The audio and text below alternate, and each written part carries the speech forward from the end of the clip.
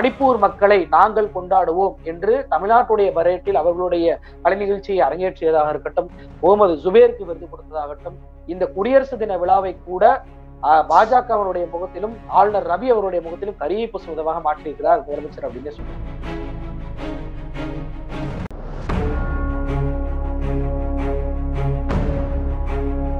மன்னிப்பு குந்தெல்லாம் கேட்க முடியாது. இதே மாதிரிதான் சொன்னார் அண்ணாமலை. ஒரு கமா கூட மாத்த மாட்டோம், விவசாய இதுல முடிஞ்சா மாத்து பாருங்க. விவசாய அந்த போராட்டங்கள் நடக்கும் போது இதே வார்த்தை பயன்படுத்தினார் அண்ணாமலை. என்ன நடந்துச்சு? மோடியே வாபஸ் வாங்கிட்டு ஓடி போனார்.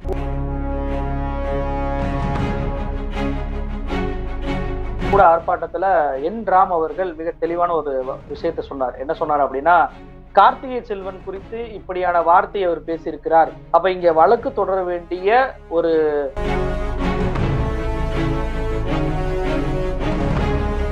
பத்திரிகையாளர்கள் நினைச்சா மிகப்பெரிய நெருக்கடியை அண்ணாமலைக்கு ஏற்படுத்தி அண்ணாமலுடைய பதவியிலிருந்து அவரை நீக்க வைக்கக்கூடிய வேலையை செய்து காட்ட முடியும்.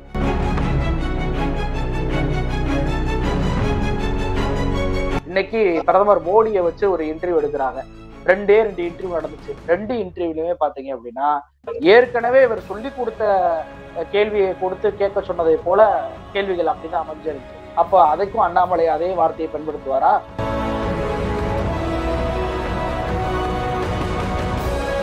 ஒருவேளை அவங்களுக்கு 200 ரூபாய் வந்து போய் சேரலையோ, அதனால கதறாங்களோ, இவனுங்கனாலதான் வார்த்தை கவனிங்க, இவனுங்கனாலதான் இந்த தமிழ்நாடு நாட்டாம போச்சுங்கிறத சேர்த்து மென்ஷன் பண்றாரு. தொடர்ந்து ஒரு சர்ச்சைக்குற பொருளை ஒரு மீன் பேச துவங்கிருக்காரு. எப்படி புரிஞ்சுக்கிறது? இந்து ராம் இருக்காரு, அந்த மாதிரி மூத்த பத்திரிகையாளர் 14 பேர் சேர்ந்து. நான் கேட்டேன், ஏன்னா இந்த மாசம் வர வேண்டிய 200 ரூபாய் வரலையா? ஒரு சினிமா வசனத்தை போட்டதற்காக இவர் இந்து கடவுள்களை இழிவுபடுத்தி விட்டார் என்று சொல்லி பழைய ட்விட்டர் தேடி எடுத்து அவரை கைது செஞ்சாங்க.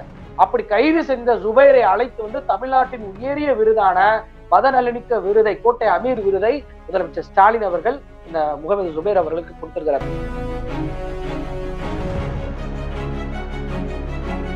கூடிய அளவுக்கு இரு மாநில அரசுகளுமே வெந்தித்து போச்சு அப்படின்னே சொல்லலாம். எதனால? பாஜகவினர் பரப்பிய பொய்யினால. அப்படியான பாஜகவினர் பரப்பிய அந்த பொய்யை முறியடித்தவர் தான் இந்த முகமது ஜுபைர்.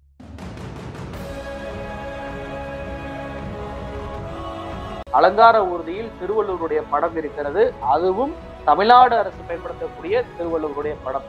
இதுதான் திருவள்ளுவர், இதுதான் எங்களுடைய மண் என்று ஆளுநர் ரவிக்கு மேடை போட்டு பாடத்தை காட்டியிருக்கிறார் முதலமைச்சர் ஸ்டாலின் அப்படின்னே சொல்லலாம். அது மட்டும் கிடையாது,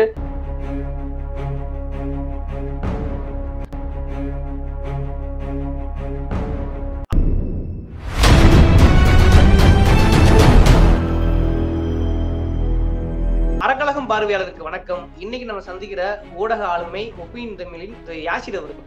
வணக்கம் தொடர். வணக்கம். முக்கியமா இன்னைக்கு குடியரசு தினம் இந்தியா முழுக்க கொண்டாடப்படுகிறது. ஆனால் வழக்கம் போல் தமிழ்நாட்டிலிருந்து கொண்டாடப்படுகிற ஒரு நிகழ்வு மட்டும் பேசும் பொருளாக மாறுவது வழக்கமா இருக்கிறது. குறிப்பாக ஆளுநரை வைத்துக் கொண்டே முதல்வர் ஸ்டாலின் அவர்கள் பேசியது ஒரு பெரிய பரபரப்பு உருவாக்கி இருக்கிறது. அவர் சொன்ன வார்த்தை என்னன்னா, இந்தியாவிற்கே ஒரு ரோல் மாடலாக தமிழ்நாட்டிலிருந்து சமூக நீதி முற்போக்கு கருத்துக்களை மற்ற மாநிலங்கள் நம்மை பார்த்து பின்பற்றுகிறார்கள், அதை பொறுக்க முடியாத சிலர் அதை திசை திருப்புகிறார்கள் மாதிரியான வார்த்தையை பயன்படுத்தியிருக்கார். எப்படி பாக்குறீங்க? தமிழ்நாடு முதலமைச்சர் மிக சரியான வார்த்தைகளை பயன்படுத்தியிருக்கிறார் அப்படின்னு தான் சொல்லணும். ஆளுநர் ரவி அவர்கள் தொடர்ச்சியாக தமிழ்நாடு அரசை சீண்டும் விதமாகவே செயல்பட்டு கொண்டிருக்கிறார். இந்த ஒரு விஷயத்தை மட்டும் இல்ல, இந்த குடியரசு தின விழாவை பொறுத்த வரைக்கும் 3 சம்பவங்கள் ஆளுநர் ரவியை மேடையில் வைத்துக் கொண்டே செஞ்சிருக்கிறாரு முதலமைச்சர் ஸ்டாலின். இது ஆளுநர் ரவிக்கான சம்பவம்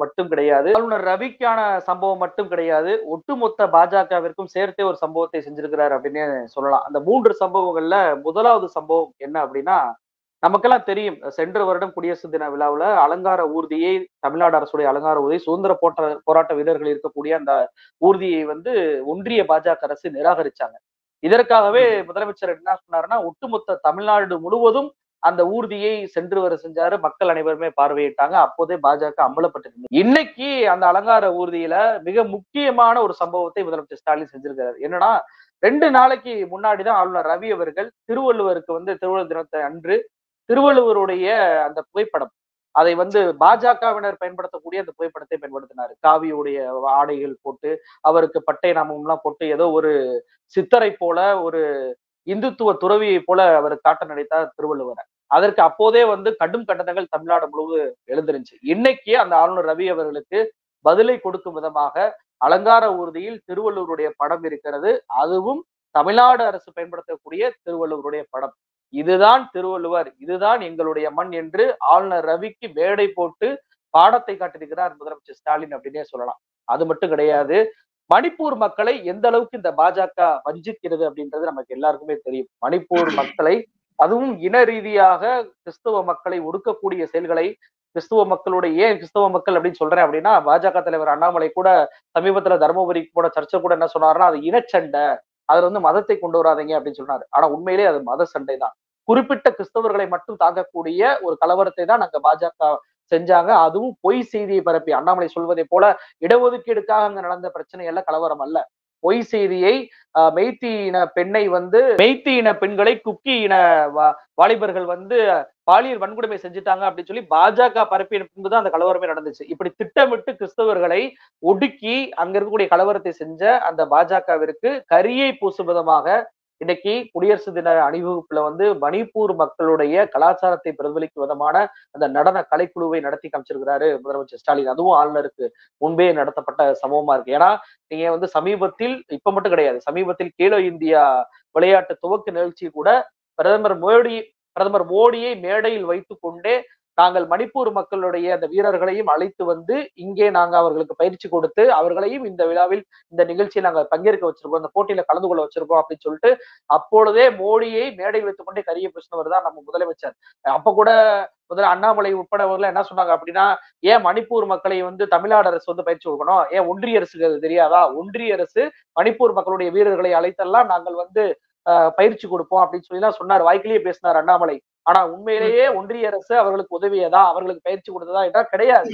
ஒன்றிய அரசு அதை பற்றி கூட எந்த ஒரு சிந்தனையும் கூட சிந்திக்கவில்லை. ஆனால் தமிழ்நாடு முதலமைச்சர் தான் அந்த மக்களை, அந்த இருக்கக்கூடிய வீரர்களை அழைத்து வந்து இங்கே அவர்களுக்கு இலவசமாக தங்குவதற்கு ஏற்பாடு பண்ணி, அவர்களுக்கு உணவு, இருப்பிடம் எல்லாம் அனைத்து விஷயங்களையும் ஏற்பாடு பண்ணி அன்று அவர்கள் கேலோ இந்தியா கேம்லையும் கலந்து கொண்டாங்க அப்படின்னா அது முதலமைச்சர் செய்யக்கூடிய அந்த செயல் தான். அப்படிப்பட்ட முதலமைச்சர் அன்றைக்கே பிரதமர் மோடிக்கு கரியை பூசிய விதமாக இன்னைக்கு ஆளுநர் ரவியையும் பாஜகவினருக்கும் முகத்தில் கரியை பூசும் விதமாக நம்மளுடைய தமிழ்நாட்டுடைய பரேட்ல இன்னைக்கு அவர்களுடைய கலை நிகழ்ச்சியை கலந்து கொள்ள வச்சிருக்கிறார் அப்படின்னே சொல்லலாம். மூணாவது சம்பவம் என்ன அப்படின்னா, முகமது ஜுபைர் அவர்களுக்கு கொடுக்கப்பட்ட அந்த விருது.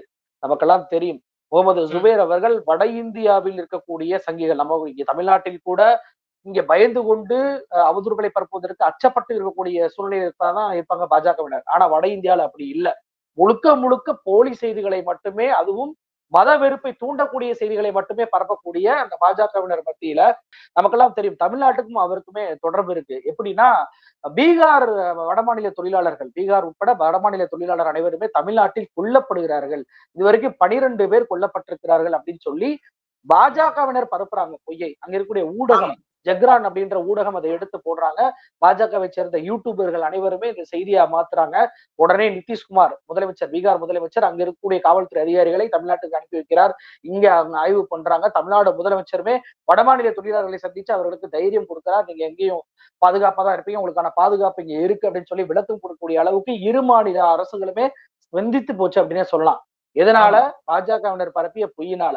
அப்படியான பாஜகவினர் பரப்பிய அந்த பொய்யை முறியடித்தவர் தான் இந்த முகமது ஜுபைர். அதாவது பாஜகவினர் பரப்பக்கூடிய அந்த வீடியோக்கள் அத்தனையுமே ஓல்டு வீடியோ தான். இந்த வீடியோவில் இருப்பது எல்லாம் வெவ்வேறு மாநிலங்களில் வெவ்வேறு சமயங்களில் நடந்தது, தமிழ்நாட்டில் ஒருபோதும் இப்படியான நடக்கவில்லை என்று அப்போதே வந்து இரு மாநில பிரச்சனைகள் ஏற்படாதவாறு சால்வ் பண்ணவர் தான் முகமது ஜுபைர். பத்திரிகையாளர்களுடைய அந்த திறமையை இன்றைக்கு மதிக்கும் விதமாக முதலமைச்சர் ஸ்டாலின் அவர்கள், பாஜகவினர், எந்த பாஜகவினர் முகமது ஜுபைரை தூக்கி ஜெயிலில் அடைத்தார்களோ, நல்லா கவனிங்க, ஒரு சினிமா வசனத்தை போட்டதற்காக இவர் இந்து கடவுள்களை இழிவுபடுத்தி விட்டார் என்று சொல்லி பழைய ட்விட்டர் தேடி எடுத்து அவரை கைது செஞ்சாங்க.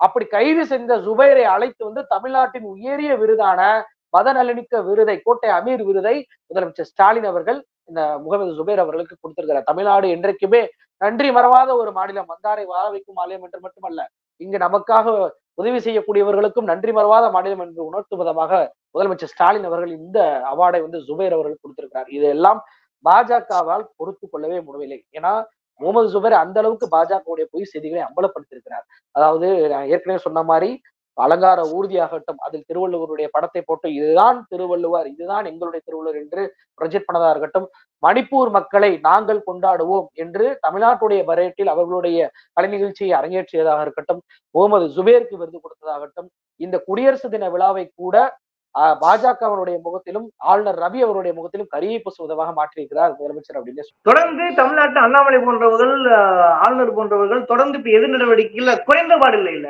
இது ஒரு பொது மேடையிலேயே, ஒரு பப்ளிக் மீட்டிங்லயே, ஒரு ரீபப்ளிக் மீட்டிங் அன்னைக்கு இப்படி மாறி மாறி அதை ஒரு அரசியலாக மாறுவதும் எந்த வகையில சரியான்னு கேட்கிறேன். இல்ல, ஆளுநர்களை பொறுத்த வரைக்கும் ஏன் இந்த ஆட்டத்தை அவர்கள் போடுகிறார் என்றால் அவர்கள் மீது குற்ற நடவடிக்கை எடுக்க முடியாது. இதற்கு முன்னாடியே பாத்தீங்கன்னா ஆளுநர் ரவி அவர்கள் இருவிரல் பரிசோதனை விஷயத்துல அந்த தீட்சிதர்களை காப்பாற்றும் விதமாகலாம் பேசினார். அதன் பின்பு தற்போது கூட என்ன சொல்றாருன்னா, நான் பூசாரி கண்ணுல பயத்தை பார்த்தேன் அப்படின்னு சொல்லி சொல்றாரு. இதுவே வேற ஆட்கள் பேசியிருந்தார் அவர் மீது குறைந்தபட்சம் வழக்கு போட முடியும், வழக்கு போட்டு அவர் மீது நடவடிக்கை எடுக்க முடியும். இவ்வளவு ஏன் சரி.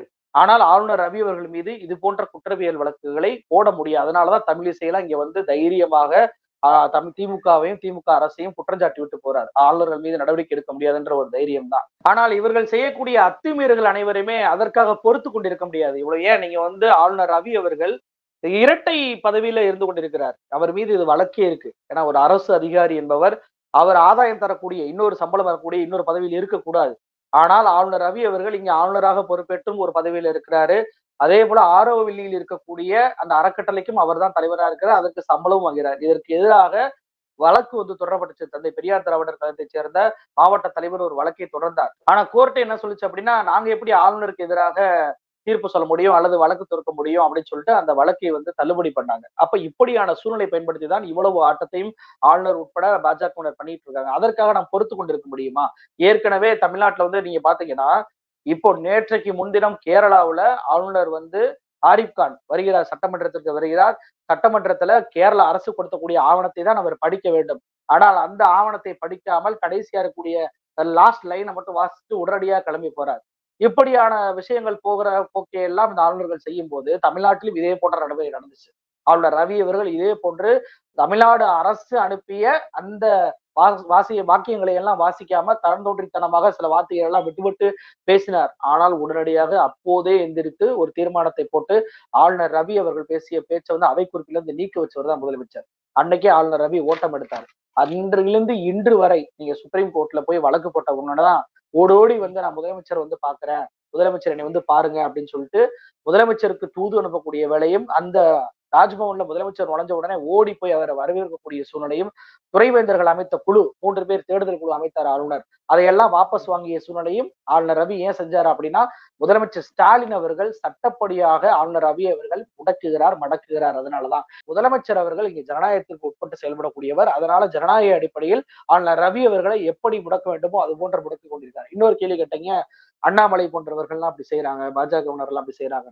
அண்ணாமலை போன்றவர்கள் எல்லாம் விளம்பரத்திற்காக அப்படி செய்யறவங்க. நீங்க அண்ணாமலை மீது அவர் பேசுகிறார் என்பதற்காக அவரை கைது செய்து உள்ளே வைத்தோம் என்றால், ஒட்டுமொத்தமாக தேசிய ஊடகங்கள் இருக்காங்கல்ல, கோடி மீடியாக்கள் என்று சொல்லக்கூடிய இந்த ஊடகங்கள், அவர்கள் அனைவருமே அண்ணாமலை கைது என்று ஒரு மிகப்பெரிய பேசும் பொருளாக மாற்றி அண்ணாமலைக்கு ஒரு விளம்பரத்தை தேடி கொடுத்து விடுவார் என்பதற்காக தான் அண்ணாமலையை லெப்ட் ஹேண்ட்ல டீல் பண்ணும் விதமாக முதலமைச்சர் ஸ்டாலின் அவர்கள் செஞ்சுட்டு இருக்காங்க. ஏன்னா நீங்க முதலமைச்சர் ஸ்டாலின் நல்லா கவனிச்சீங்கன்னா தெரியும், இதுவரைக்கும் அண்ணாமலை என்ற வார்த்தையை கூட அவர் உச்சரித்து கிடையாது. அந்த அளவுக்கு தான் அண்ணாமலைக்குடைய தரத்தை முதலமைச்சர் வச்சிருக்கிறாரு. பத்திரிகையாளர்கள் கூட நேற்றைக்கு கூட அண்ணாமலையை புறக்கணிப்பதாக முடிவு பண்ணியிருக்கிறாங்க. நீ தமிழ்நாடு அரசை பத்தி பேசணும், ஆனா பத்திரிகைகள் அவங்க ஒட்டுமொத்தமாக செய்திகளை படக்கூடிய பத்திரிகைகளையே பாஜக தலைவரான அண்ணாமலையை புறக்கணிக்க போகிறோம், அவருடைய பிரஸ் மீட்டை புறக்கணிக்க போகிறோம் முடிவு பண்ணிருக்காங்க. அப்படின்னா இதுதான் அண்ணாமலையுடைய தரம். முக்கியமான விஷயம், நீங்க அண்ணாமலை இருக்கும்போது பத்திரிகையாளர்கள் ஒரு முக்கியமான முடிவு எடுத்திருக்காங்க, மூத்த ஊடகங்கள் எல்லாம் கலந்துக்கான மாற்றுக்கிறது கிடையாது. ஆனா இன்னைக்கு மறுபடியும் ரிப்ளை பண்ணிருக்காரு. பத்திரிகையாளர்கள் இந்த ஒரு 12 பேர் சேர்ந்துக்கிட்டு பண்றதுதான் இவங்கெல்லாம் பத்திரிகையாளர்களா? இவங்க பத்திரிகையாளர் பாக்குறே கிடையாது. ஒருவேளை அவங்களுக்கு 200 ரூபாய் போய் சேரலையோ அதனால கதறாங்களோ, இவனுங்கனால வார்த்தை கவனிங்க, இவனுங்கனாலதான் இந்த தமிழ்நாடு நாசமா போச்சுங்கிறதையும் சேர்த்து மென்ஷன் பண்றாரு. தொடர்ந்து ஒரு சர்ச்சைக்குற பொருளை ஒருமையில் பேச துவங்கிருக்காரு. எப்படி புரிஞ்சுக்கிறது? அண்ணாமலைக்கு பதில் கிடையாது. ஒரு பத்திரிகையாளர் ஒரு கேள்வி கேட்டால் அதற்கு உரிய பதிலை சொல்வதற்கு அண்ணாமலையிடம் பதில் கிடையாது. ஏன் அண்ணாமலையிட்ட பதில் கிடையாது அப்படின்னா, ஒட்டுமொத்த பாஜகவும் தமிழ்நாட்டுக்கும் தமிழ்நாட்டு நலனுக்கும் எதிராக தான் செயல்படுறவங்க. அப்ப தமிழ்நாட்டு நலனுக்கு எதிராக வெளிப்படையாக பதிலை சொல்லிவிட்டால் நம்ம அம்பலப்பட்டு விடுவோம் என்ற பயத்தில் தான் அண்ணாமலை இது போன்ற கேள்விகளை கேட்கக்கூடிய பத்திரிகையில நீ அந்த கோபாலபுரம் கொத்தடிமை மீடியா தானே, நீ சன் டிவி தானே, நேற்றைக்கு கூட குணசேகரன் மிக அழகா சொல்ற தேனியில ஒரு சம்பவம் நடந்துச்சு, அதுல வந்து நீ வந்து சன் டிவி தானே, கோபாலபுரம் கொத்தடிமை டிவி தானே அப்படின்னு சொல்லி கேட்கும்போது, என்னப்பா நீங்க வந்து என்னப்பா இப்படி கேள்வி கேட்டீங்கன்னு சொல்லிட்டு குணசேகரன் அந்த சம்பந்தப்பட்ட பத்திரிகையாளர்கிட்ட கேட்கும்போது அந்த பத்திரிகையாளர் சொன்னாராம், நான் வந்து கேள்வியே கேட்கல, கேள்வி கேட்டது தந்தி டிவி, தந்தி டிவி கேட்கும்போது சன் டிவி அப்படின்றாருன்னா எந்த அளவுக்கு அண்ணாமலைக்கு பதில் தெரியாமல் பதில் சொல்ல முடியாமல் குற்றவாளிகளாக பத்திரிகைகளை காட்டிவிட்டு தப்பி விடக்கூடிய வேலையை செய்கிறார் அப்படின்றது இந்த சம்பவத்துல இருந்து நம்ம தெரிஞ்சுக்கலாம். அப்ப இங்க அண்ணாமலையிடம் பதில் இல்லை என்பதற்காக தான் இது போன்ற குதறுவது. அதாவது இவருடைய நோக்கம் என்ன அப்படின்னா, எந்த கேள்வி கேட்கிற அந்த பத்திரிகையாளரை கூப்பிட்டு வச்சு முன்னாடி டிவிக்கு முன்னாடி காமிச்சிட்டோம்னா, இங்க ரவுடி பயல்களை சேர்த்திருக்காங்க தெரியுமா கட்சியில, இது போன்ற ரவுடிகளை வச்சு அவர்களுக்கு ஆபத்தை ஏற்படுத்தி விடலாம் என்ற ஒரு துணிந்த ஒரு செயலை தான் அந்த அண்ணாமலை செய்றாரு. சமீபத்துல கூட ஒரு பெண் பத்திரிகையாளரை வாங்க முன்னாடி வாங்க வந்து பேசுங்க அப்படின்னு சொல்லி சொல்றாங்க. இவ்வளவு துணிச்சலாக பேசக்கூடிய அண்ணாமலை சம்பந்தப்பட்ட கேள்விக்கு அதே துணிச்சலோட பதில் சொல்லலாமே, ஏன் அந்த துணிச்சல் அந்த பதில் சொல்வதில் மட்டும் வரமாட்டேங்குது? அப்ப பாஜகவை பொறுத்த வரைக்கும் நான் இன்னொரு கேள்வி கேட்கிறேன், என்ன அப்படின்னா வட மாநிலத்தில் இன்னைக்கு பிரதமர் மோடியை வச்சு ஒரு இன்டர்வியூ எடுக்கிறாங்க. ரெண்டு இன்டர்வியூ நடந்துச்சு. 2 இன்டர்வியூலயுமே பாத்தீங்க அப்படின்னா ஏற்கனவே இவர் சொல்லி கொடுத்த கேள்வியை கொடுத்து கேட்க சொன்னதை போல கேள்விகள் அப்படிதான் அமைஞ்சிருந்துச்சு. அப்ப அதுக்கும் அண்ணாமலை அதே வார்த்தையை பயன்படுத்துவாரா, இல்ல பயன்படுத்துவாரா? வடமாநில கோடி மீடியாக்களை போட்டு அந்த கேள்வி எழுப்பாரா? அப்ப தமிழ்நாட்டில் இருக்கக்கூடிய ஊடகங்களும் யூடியூப் சேனல்களும் கோடி மீடியாக்களாக செயல்பட வேண்டும் என்று நினைக்கிறார் அண்ணாமலை. அது போக இன்னொன்னா, அண்ணாமலை ஒன்றியத்தில் எங்களுக்கு பவர் இருக்கு அப்படின்றதுக்காக துணிச்சலாக பேசுவதை போல பேசுறாங்க. பத்திரிகையாளர்கள் நினைச்சா மிகப்பெரிய நெருக்கடியை அண்ணாமலைக்கு ஏற்படுத்தி அண்ணாமலுடைய பதவியிலிருந்து அவரை நீக்க வைக்கக்கூடிய வேலையை செய்து காட்ட முடியும். ஆனால் பத்திரிகையாளர்கள் தங்களுடைய அறத்துக்கு உட்பட்டு செயல்பட்டு கொண்டிருக்கிறார்கள். ஏன்னா அண்ணாமலையை பொறுத்த வரைக்கும் தமிழ்நாட்டிற்கு உரிய பத்திரிகையாளர்களை, ஏன்னா நீங்க யூடியூப் சேனல்களை ஆகட்டும் பத்திரிகையாளர்களாகட்டும் சமீபத்தில் கூட சென்றவரிடம் பியூஷ் கோயல் அழைத்து பேசுகிறார். நீங்க எங்களுக்கு ஆதரவாக வெளிப்படையாக செயல்பட வேண்டாம், என்னுடைய திட்டங்களை மட்டும் நீங்க வந்து மக்கள் கிட்ட பிரபலப்படுத்துங்க அப்படின்லாம் சொல்லிட்டு போனார். அப்ப இப்படியான ஊடகவியாளர்களையும் பத்திரிகையாளர்களையும் தங்கள் கட்டுப்பாட்டில் தமிழ்நாட்டில் எடுக்க முடியலையே என்ற கவலை பாஜகவினருக்கு இருப்பதால் தான் இது போன்ற பத்திரிகையாளரை குதறக்கூடிய வேலையை செஞ்சுக்கிட்டு இருக்கிறாங்க அப்படின்னு நான் நினைக்கிறேன். தொடர்ந்து இந்த பள்ளுப்படாமன்ற வார்த்தையை பயன்படுத்துறாரு, அதற்கு மன்னிப்பு கூந்தல்லாம் கேட்க முடியாங்கிறாரு. ஒருபடி மேல போய் இன்னைக்கு 200 ரூபாய் ஊப்பிகள் இவங்கெல்லாம் வந்தது. இது வந்து ஓகே, ஒரு ஒரு லெப்ட் கையில ஹேண்டில் பண்றாரு முதல்வர் இருக்கிற கூட இப்படியா தொடர் நடவடிக்கை இல்லையா? தொடர் நடவடிக்கை ஊடகவியலாளர்களுக்கு ஒரு பெரிய ஒரு அவமானத்தை ஏற்படுத்துற விஷயமா மாறுது இல்லையா? ஒரு முற்றுப்புள்ளி வேணுமா வேணாமா? கண்டிப்பாக முற்றுப்புள்ளி வேண்டும். இந்த முற்றுப்புள்ளி வைக்குவதற்கு நேற்றைக்கு கூட ஆர்ப்பாட்டத்துல என் ராம் அவர்கள் மிக தெளிவான ஒரு விஷயத்த சொன்னார். என்ன சொன்னார் அப்படின்னா, கார்த்திகை செல்வன் குறித்து இப்படியான வார்த்தையை அவர் பேசியிருக்கிறார், இதுவே நானாக இருந்தால் வழக்கு தொடர்ந்திருப்பேன் அப்படின்னு சொல்லி சொல்றாரு. அப்ப இங்க வழக்கு தொடர வேண்டிய ஒரு மையமாக இருப்பவர் கார்த்திகை செல்வன். அவர்தான் பாதிக்கப்பட்டிருக்கார், அவருக்காக நாம் குரல் கொடுத்துக் கொண்டிருக்கிறோம். ஆனால் பாதிக்கப்பட்டவர் கார்த்திகை செல்வன் எனும்போது அவர் அண்ணாமலை மீது இது போன்ற வழக்கை தொடர்ந்தார் என்றால் அண்ணாமலை மீது கடும் நடவடிக்கையை நம்ம தமிழ்நாடு அரசும் எடுக்கும், அது போக நீதிமன்றமும் எடுக்கத்தான் போகிறது. ஏன்னா அவர் செஞ்ச வார்த்தை பயன்படுத்திய வார்த்தை என்பது அப்படிதான் இருக்கு. மன்னிப்பு குந்தல்லாம் கேட்க முடியாது. இதே மாதிரிதான் சொன்னார் அண்ணாமலை, ஒரு கமா கூட மாத்த மாட்டோம், விவசாய இதுல முடிஞ்சா மாத்து பாருங்க. விவசாய அந்த போராட்டங்கள் நடக்கும்போது இதே வார்த்தை பயன்படுத்தினார் அண்ணாமலை. என்ன நடந்துச்சு? மோடியே வாபஸ் வாங்கிட்டு ஓடி போனார். அப்ப இங்கே இவர்களை மோடியை போய் வாபஸ் வாங்க வைத்த கூட்டத்திற்கு அண்ணாமலையை வாபஸ் வாங்கி கூட்டு என்னை மன்னிச்சிருக்கேன்னு சொல்ல வைக்க நீண்ட நேரம் ஆகாது. ஆனால் அண்ணாமலையை புறக்கணிக்க வேண்டும் என்ற முடிவே மிகச் சரியான முடிவு நான் எடுக்கிறேன். இதுவே காலதாமதமான முடிவுன்னு எடுக்கிறேன். இந்த போராட்டம் நடந்து கொண்டிருக்கும் போதே அண்ணாமலை ட்விட்டர் பக்கத்துல ஒரு பதிவு ஒண்ணு போடுறாரு, வீடியோ. அதுல என்ன போடுறாரு அப்படின்னா, ஒரு வெங்காயத்தை குறிப்பிட்டு இந்த வெங்காயத்துடைய முதல் துளிகள் தான் இவங்க உரிக்க ஒண்ணுமெல்லாம் போற இந்த முதல் துளிகள் டிஎம்கே உடைய வெங்காயம் அது, அந்த வெங்காயத்தோட முதல் துளி இன்னைக்கு அம்பலப்பட்டிருக்கு அப்படின்னு சொல்லிட்டு அதுல வந்து என் ராம் உடைய வீடியோக்கள்ல இருந்து மூத்த பத்திரிகைகளுடைய வீடியோக்கள் அத்தனையுமே வருது. என்ராம் இந்துவுடைய என்ராம் பத்தி பேசுவதற்கு அண்ணாமலைக்கு முதல் தகுதியில் இருக்கா? அதுல வந்து அந்த வீடியோல என்ராம் என்னன்னா ரஃபேல் டீலை பத்தி பேசுவதாக போட்டுட்டு சைட்ல என்ன பண்றாருன்னா, இந்த ரஃபேல் டீல் வந்து ஊழலை உச்ச நீதிமன்றமே தள்ளுபடி பண்ணிருச்சு என்ராமுடைய மனுவை அப்படின்லாம் வந்து சொல்வதாக ரெண்டையும் ஒப்பிட்டு போட்டிருக்கிறார். என்ராம வந்து கவுண்டர் கொடுக்குற மாதிரி. என்ன கேட்கிறேன், என்ராம் அவர்களுடைய மனுவையோ அல்லது ரஃபேல் டீலையோ ஊழலே நடக்கவில்லை என்று சுப்ரீம் கோர்ட் தள்ளுபடி பண்ணியிருக்கலாம். ஆனால் பிரெஞ்சு கோர்ட்டிலே இன்று வரைக்கும் வழக்கு நடந்து கொண்டிருக்கிறது. பிரெஞ்சு கோர்ட்டுடைய நீதிபதிகள் அந்த இந்தியாவிற்கு ஆளை அனுப்பி நீங்க உடனடியாக டாக்குமெண்ட் சம்பந்தப்பட்ட அந்த ரஃபேல் டீல் சம்பந்தப்பட்ட டாக்குமெண்ட்ஸ் அனைத்தையுமே ஒப்படைக்க வேண்டும் என்று ஒரு முறையல்ல இருமுறையல்ல தொடர்ச்சியாக அனுப்பி கொண்டிருக்கிறார்கள். சம்மனை அனுப்புகிறார்கள். இந்திய அரசுக்கு உடனடியாக நீங்க கொடுக்கணும் அப்படின்னு சொல்லிட்டு. அப்படியான ஆளை அனுப்பும் போது இங்கே வந்து பிரெஞ்சுடைய அம்பாசிடர் வந்து கேட்கும்போது அந்த அதிகாரியையே ஒன்றிய அரசு மாத்துகிறது. நீங்க தான் ஊழலே பண்ணலையே, ஊழலே பண்ணவில்லை என்றால் நீங்கள் தாராளமாக அந்த டாக்குமெண்ட்ஸை கொடுத்துடலாமே என்றாம இன்னைக்கு சொல்லக்கூடிய அண்ணாமலை அந்த ரஃபேல் சம்பந்தப்பட்ட அந்த டாக்குமெண்ட்டுகளை ஏன் ஒன்றிய அரசு பிரெஞ்சு நீதிமன்றத்துக்கு கொடுக்க மாட்டேதுன்றதுக்கு பதில் சொல்வாரா? மெயின் ஸ்ட்ரீம் மீடியாக்கள் அண்ணாமலையை கவர் செய்யாமல் விட்டாலே தமிழ்நாடு பாஜக ஒண்ணுமில்லாம் போயிடும். ஏன்னா அண்ணாமலையுடைய ஒரு முக்கியமான விஷயமே பிரதமர் மோடியை போல கல்யாண வீடா இருந்தாலும் நான் மாப்பிள்ளையா இருக்கணும், இளவு வீடா இருந்தா புணமா இருக்கணும் அப்படின்றது போலதான் இவர்கள் எந்த செய்தியாவது எப்படியாவது முதல் பக்கத்துல நம்ம இடம்பெற்றணும் அப்படின்னு சொல்லிட்டு இப்படியான ஆளுநர் ரவி அவர்கிட்டும் அண்ணாமலைக்கும் இப்படி போட்டியே நடக்குதுன்னு சொல்லலாம். இந்த போட்டியில் தான் ஆளுநர் ரவி எல்லாம் பிரஸ் எல்லாம் சந்திச்சு பேசக்கூடாதுன்னு சொன்னா எதுக்கு அண்ணாமலை சொன்னார் அப்படின்னா, நீ இப்படி பிரஸ்ல பேட்டி கொடுத்துட்டு போயிடுற அல்லது இப்படியான செய்திகளை விட்டு போற, என்னுடைய நியூஸ் கீழே போயிருது, உன்னுடைய நியூஸ் மேல போயிருதுன்ற உள்சண்டையெல்லாம் அங்க நடந்து கொண்டிருக்கிறது. அப்படியான உள்சண்டையெல்லாம் அவர் போட்டுக் கொண்டிருக்கிறார்கள். அப்படின்றப்ப இது போன்ற புறக்கணிப்பு நடவடிக்கையை பத்திரிகையாளர் எடுப்பது மிக சரியான ஒரு குறிப்பாக இங்க வழக்கு தொடுக்க வேண்டிய இடத்தில் கார்த்திகை செல்வன் தான் இருக்கிறார். அவர் கண்டிப்பாக வழக்கு தொடர வேண்டும் என்பதுதான் நம்மளுடைய பத்திரிகையாளர்களுடைய கோரிக்கையாகவும் நிபந்தனையாகவும் நம்மை போன்ற பத்திரிகையாளர்களுடைய கோரிக்கையாகவும் இருக்கு. ஓகே, ஒரு இது வந்து ஒரு விவாத சூழ்நிலை எப்படின்னா, குடியரசு தினத்தன்றும் சரி அல்லது மோடி அவர்கள் தமிழ்நாட்டுக்கு வந்து ஏதாவது விழாக்களை திறந்து வைப்பதாலும் சரி, எல்லாமே அங்கதான் கோரிக்கை வைக்கப்படுகிறது, அங்கதான் அரசியலுமாகப்படுகிறது. ஒரு தள்ளுமுள்ளான அரசியல் தான் தொடர்ந்து கொண்டிருக்கிறது. அது குடியரசு தலைவர் விஷயத்திலும் குடியரசு தின நிகழ்ச்சியிலும் நடந்திருக்கிறதே உங்களால் புரிந்து கொள்ள முடிகிறது. அதே போல் அண்ணாமலையுடைய தொடர் நடவடிக்கைகள் நிச்சயமா நம்மளை போன்ற ஊடகங்களால் கண்டிக்கத்தான் வேண்டியிருக்கிறது. இந்த மாதிரியான ஒரு கூர்மையான விவாத சூழல அறக்கலத்துக்கு நேரம் ஒதுக்கீடு ரொம்ப நன்றி. நன்றி.